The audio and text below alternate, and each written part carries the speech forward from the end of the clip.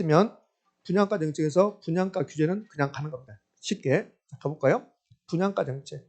분양가 정책에서는 크게 세 가지. 첫 번째, 분양가 규제하자. 두 번째, 분양가 자율화.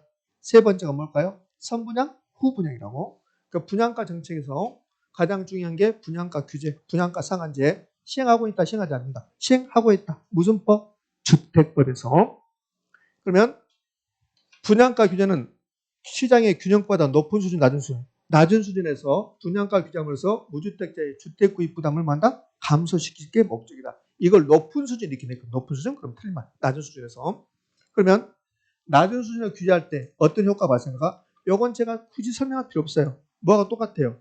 임대료 규제하고 똑같단 말이에요. 책 볼게요. 책을 볼까? 책을 보면 그러면 70쪽에 분양가 규제에서 분양가 상한제에서 양가로 1번부터 해서요. 3번까지. 요거는 뭐하고 똑같냐면 임대료 규제하고 똑같아요. 똑같다고. 그 다음에 4번, 5번, 6번 있죠? 요 4, 5, 6이 무슨 법 내용이야? 주택법의 내용이야. 주택법 내용. 그러니까 분양가 규제에서 양가로 1번부터 6번까지 있는데 이 중에서 3번까지는 뭐하고 똑같고 임대료 규제하고 똑같고 4, 5, 6이 어디에 있는 거예요? 주택법의 내용이라고. 주택법의 내용. 자, 그러면 7번 좀 봅시다. 그러면 균형값은 낮은 수준에 규제한다면 수요는 증가하고 공급이 감소해서 뭐가 발생한다? 초과 수요가 발생한다. 근데 초과 수요는 수요와 공급이 많을수록 탄력적일수록 장기에서 커진다. 뭐하고 똑같아요? 임대료 규제하고 똑같죠. 주택 건설업자의 수익성이 높아질까 떨어질까? 떨어져요. 시장의 균형 가격은 1,000만 원인데 정부가 700만 원을 규제한다면 주택 건설사 수익성이 떨어지면 주택 공급이 증가한다, 감소한다? 감소. 주택난이 심화되잖아요. 세 번째, 분양주택이 질적 수준이 높아질까 떨어질까? 떨어지겠죠. 그 다음에 이중가격이 형성되는 거야. 시장에서는 1,000만 원, 내가 분양받을 때는 700만 원. 그럼 이중가격이 형성되죠. 그럼 내가 700만 원 분양받았다. 시장에서는 1,000만 원이다. 평당 700만 원 분양받았다. 33평 분양받았다. 그럼 시장은 지금 1,000만 원인데 평당 제가 700으로 분양받았습니다. 33평 받았습니다. 그럼 33평 분양받는 순간 전매 차익이 얼마 발생해요? 9억 9천. 아니 9,900. 자, 시장에서는 평당 가격이 1,000만 원. 저는 700으로 지금 분양받았습니다. 33평 받았습니다. 그럼 평당 전매 차익이 얼마 발생? 300이 발생. 300에다 33평을 곱하면 얼마요? 9,900의 전매 차익이 발생한다고. 그 전매 차익을 노린 투기적 수요가 증가할까 감소할까? 증가. 됐죠? 투기적 수요가 증가. 그러면 분양가 자율화 해볼까요? 그 분양가 자율화하면 투기적 수요가 증가한데 감소한대?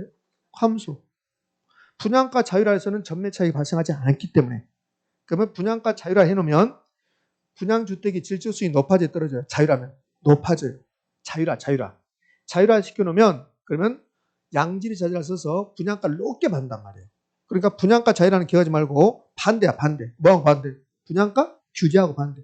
규제를 하면 질적 수익이 떨어지죠. 자율화 시키면 질적 수익이 높아지고 규제하면 이중가격이 형성돼서 전매 차익이 발생. 자율화는 전매 차익이 발생하지 않는다. 그러면 전매 차익으로 투기적 수요가 증가해서 규제다, 자율화다.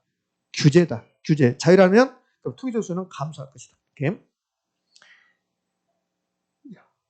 만약에 균형가격보다 높은 수준에서 임대를 규제했다. 분양가 규제했다. 그럼 시장에서는 아무런 일이 발생하지 않는다. 여기는 뭐하고 똑같다. 여기까지는. 임대료 규제하고 똑같아요. 이제 4, 5, 6이 주택법의 내용이야. 주택법. 그럼 이제 4, 5, 6은 주택법 내용인데 자, 4번 봐요. 분양가 상한제. 4, 5, 6은 주택법. 그 분양가 상한제 적용 주택 및 그 주택이 입주자로 선정된 지 분양권 받았다. 주택을 분양받았다. 그 다음날 팔면 된다, 안 된다? 안 된다. 팔면 투기가 되니까 전매 제한을 한다는 소리야. 주택법 보면 분양가 상한제 적용 주택은 일정 기간 팔 수 없다. 전매 제한을 받는다. 이게 이제 주택법 내용이라고. 자, 그러면 이제 6번.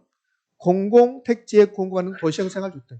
도시형 생활주택은 분양가 상한제를 적용하지 않는다. 자, 아까 분양가 상한제 이제 5번을 갈 건데 분양가 상한제에서 700만 원이었다. 700만 원. 그럼 이 700만 원의 구성은 택지비하고 뭘로? 건축비로 구성합니다. 이 세 가지가 주택법에서 나오는데요.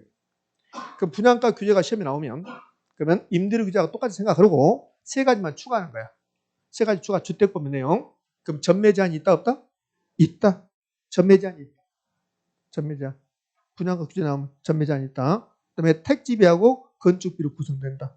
도시형 생활주택은 분양가 상한제 적용한다 안 한다? 안 한다. 끝. 자, 이제 기출지문 볼게요. 72쪽에 기출지문 갑시다. 그 기출지문 3개 나왔는데 거기서 이제 번호가 좀 잘못됐어요. 134가 아니라 1234인데 번호가 좀 잘못됐죠. 자, 갑시다. 1번 정부가 주택가격 안정 목적으로 신규주택의 분양가를 규제할 경우 신규주택 공급량은 감소하면서 사회적 후생 손실이 발생할 수 있다. OX? O. 2번 분양가 상한제 도입 배경은 주택가격 안정시키고 무주택자의 신규주택 구입 부담을 경감시키기 위해서다. OX? O. 자, 그다음에 4번 분양가 상한제는 현재 정부가 시행 중인 정책으로 신규 분양주택 공급 위축 현상과 질이 하락하는 문제점이 나타날 수 있다. OX? O. 분양가 상한제는 시행하고 있다. 그런데 상한제를 실시하면 좋은 점은 나타나지 않는다. 이런 뜻입니다. 자, 후분양, 선분양은 여러분 한번 이제 보시면 돼요. 이거는 매번 할 필요 없으니까 이거는. 그 다음에는 어디로 가냐면 조세정책으로 한번 가볼게요. 73쪽. 73쪽이 조세정책인데 조세정책에서 최근에 잘 나온 거라고 그동안 잘 나왔던 거 두 가지 해볼게요.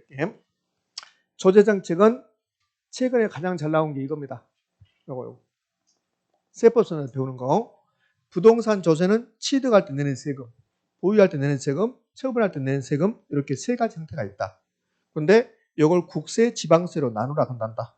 이게 작년에도 이렇게 나왔다고. 작년에도. 그럼 외우셔야 돼요. 취득할 때 내는 세금 중에서 상속세, 증여세는 국세고 취득세하고 등록면에서 뭐다? 지방세다. 보유할 때 부동산 가지고 있을 때 내는 세금이 이 종합부동산세하고 재산세가 대표적인데 재산세는 뭐고? 지방세고 종합부동산세는 뭐다? 국세다.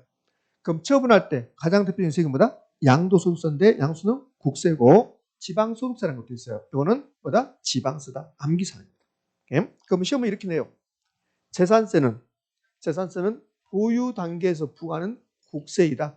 재산세는 보유 단계에서 부과하는 국세이다. OX? X. 그렇게. 그럼 암기사항이 되는 거예요. 자, 조세 기능은 필요 없어요. 자, 세 번째, 조세 부과 시 경제적 효과. 뭐 복잡하게 나옵니다. 이거는 외우지 말고, 자, 봐봐요. 좋은 게 있는 거 봐봐요. 조세가 부과되면 물건의 가격이 올라간다. 수요랑 공급량이 감소한다. 자원비용을 왜곡시킨다. 공급자 실질 수입이 감소한다. 공급자 잉여, 수요자 잉여를 감소시킨다. 후생은 손실이 발생한다. 사회 전체의 경제적 손실이 발생한다. 좋은 게 있다 없다? 없다. 이렇게 하시라고. 이걸 제가 설명을 하면 여러분 머리가 너무 아파요. 이렇게. 근데 여기에 잘 나온 거 아니라고. 그러면 조세가 부과되면 그럼 좋은 게 있다 없다? 없다. 일단 그렇게 하시라고. 일단 이 다음 주는 제가 자세히 설명하면 그럼 이 그래프 그리고 난리가 나지. 그 머리가 빨개진다고. 그러니까 여기에 잘 나온 게 아니라 뭐가 잘 나오냐면 이걸 가장 잘 나요. 이거. 그러니까 조세 정책에서 그동안 가장 잘 나왔던 게 이거라고. 조세 전가와 기착. 그러면 조세 전가 기착은 조세 전가 물건의 공급자.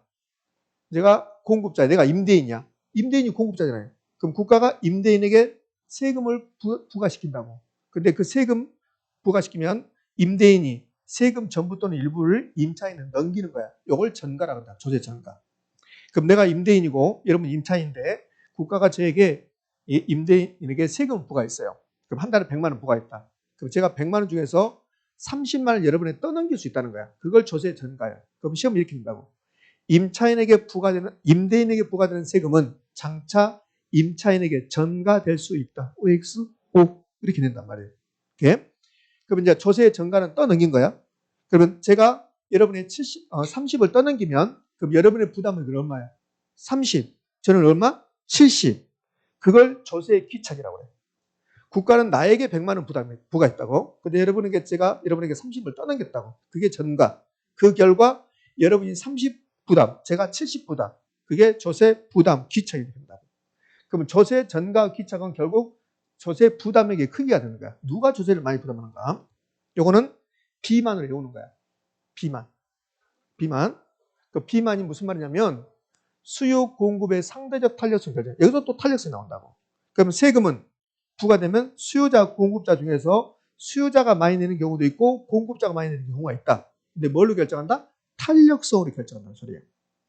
수요와 공급의 상대적 탄력성으로 조세 부담이 결정된다. 근데 어떻게 외운다? 비만으로 외운다. 비만이란 뜻은 비탄력적이면 조세를 많이 부담한다. 이걸 비만이라 한다. 비만. 비만. 자, 비만은 요 비탄력적이면 많이 부담한다 소리야. 비탄력적이면 많이 부담한다. 이렇게 오시라고. 정확한 표현은 상대적으로 비탄력적이면 상대적으로. 그럼 연습해봐요. 자, 여러분 집중력이 떨어지고 있네. 여기까지 하면 20만 끝나니까. 그러면 조세 누가 많이 부담하냐? 어떻게 외운다고? 비만. 상대적으로 비탄력적인 사람이 세금을 많이 낸다는 소리야. 요거는 무슨 논리가 없잖아요. 자, 가봅시다, 그러면. 자, 집중 떨어져. 지금 요거 쉬는 시간에 옆에 언니한테 물어볼 게 아니라니까. 1번, 수요 탄력성과 공급 탄력 중에서 수요 탄력성이 크대요. 어디가 비탄력적이야? 공급. 공급이 탄력성이 더 적잖아요. 그럼 수요자하고 공급자 중에서 누가 많이 낸다? 공급자. 부담이 많다. 여기 비만이야, 비만. 자, 두 번째. 그럼 반대로. 반대로는 수요 탄력성과 공급 탄력 중에서 수요 탄력성보다 공급 탄력성이 더 커요. 어디가 비탄력적? 수요가. 그럼 수요자 부담이 더 많다는 소리죠. 3번. 수요 탄력성과 공급 탄력성이 같대요. 같으면 절반씩. 수요 탄력성과 공급성이 같다. 수요자와 공급자 절반씩. 수요자 부담과 공급자 부담이 같다. 오케이? 이번에는 4번. 수요가 완전 탄력적, 수요가 완전 비탄력 나왔습니다. 그럼 요 밑에 수요가 완전 비탄력 볼까요? 자, 완전을 빼볼게요. 요 완전을 빼버리면 수요가 비탄력적이야. 그럼 수요자가 많이 내요? 공급자가 많이 내요? 수요자가 많이 내요. 그래서 수요가 완전 탄력적이면, 완전 비탄력적이면 수요가 완전히 많이 내는 거야. 그러니까 수요자가 전액 부담, 공급자 부담액은 없다. 됐죠? 자, 이제 요 위로 올라가 봐요. 수요가 완전 탄력적이다. 그럼 수요가 완전 탄력적이면 탄력적인 많이 내요? 조금 내요? 조금 내죠. 그럼 완전 탄력적이면 완전히 조금 내죠. 그럼 수요자 내지 않는다. 그럼 누가 나눈다? 공급자 전액 부담. 오케이. 자, 그럼 여기 봅시다. 이제. 자, 공급이 완전 탄력적, 공급이 완전 비탄력적. 그럼 밑에 공급이 완전 비탄력적. 그럼 공급이 비탄력적이면 공급자 많이 내죠. 그럼 공급이 완전 비탄력적이면 공급자가 전부 부담한다. 위로 올라가요. 공급이 완전 탄력적. 탄력적이면 조금 내죠. 완전 탄력적이면 완전히 조금 냈죠. 공급자 내지 않는다. 수요자가 전부 부담한다. 여기에 가장 많이 나와요. 조조정책에서는. 그럼 조조정책에서는 최근에 잘 나온 것은 세금의 종류. 아까 표 봤죠? 표? 국세, 지방세, 취득, 보유, 처분할 때 내는 세금 그거 구별하는 거. 근데 전통적으로 그동안 가장 많이 했던 게 이거예요. 비만이에요. 비만. 세금이 부과되면 그러면 수요자와 공급자 중에서 누가 많이 내는가? 비만. 비탄력적이면. 상대적으로 비탄력적이면 조세 부담이 커진다. 되셨나요? 예. 자, 요거 이제 마지막으로 기출. 이번 시간 이제 마무리합니다. 자, 그럼 1번. 임대주택 시장의 특성상 재산세가 부과되면 임대인과 임차인이 절반씩 부담한다. OX, X입니다. X. X입니다. 74쪽 가운데쯤 있는 겁니다.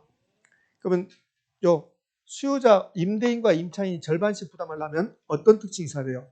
수요 탄력성과 공급 탄력성이 같아야 돼요.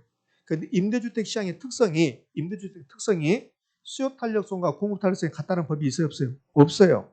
없기 때문에 절반씩 부담하는 틀린 말이에요. 자, 요 2번에 28회 때 나왔던 건데, 공급의 가격 탄력성이 0입니다. 그럼 완전 비탄력적. 그럼 완전 비탄력적. 그럼 공급이 완전 비탄력적이면 세금은 누가 나네요? 공급자. 그럼 토지 공급자가 조세 전액 부담이에요. 조세 전액 부담. 이렇게 됐어요. 자, 그럼 계속 읽어볼게요. 부동산 조세 부과 시 토지 소유자가 전부 부담한다. OX? O입니다. 토지 소유자가 토지 공급자예요. 이걸 소유자인데 수요자로 읽어버리면 안 돼. 이걸 수요자로 읽어버리면 그러면 이제 틀린 집을 해버린 거야. 이렇게 토지 소유자가 토지 공급자라고. 그럼 토지 공급자가 토지 소유자가 전부 부담하게 된다. OX? O. 됐지요? 예. 나머지 것은 제가 언급하지 않는 것은 지금 하지 마시라고요. 자, 여기까지 해서 정책론 마무리되고 이제 좀 쉬었다가 투자론으로 갈 겁니다. 되셨습니까?